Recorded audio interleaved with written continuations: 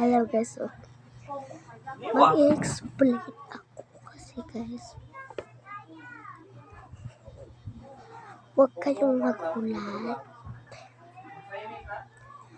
Kasi guys, kami po ni Jocel Villarin o ni Marisa Villarin, i-share nyo lang dyan. Tapos, yung ano niya, yung profile niya, yung picture ng profile niya is M po. Tapos yung background niya ay orange. Pindutin niyo po siya.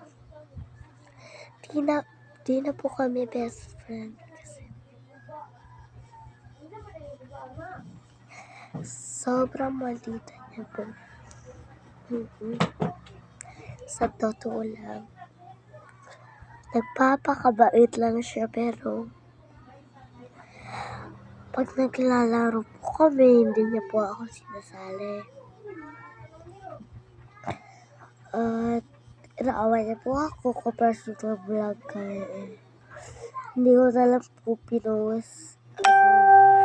Sobrang nakakaiyak po kasi ilang oras kaming nag-vlog, pero hindi lang para i-repost dahil sa nag-away kami. Yes guys. So, sobrang nakihirayang ako kasi itong binigay ng headphone. Ha? So,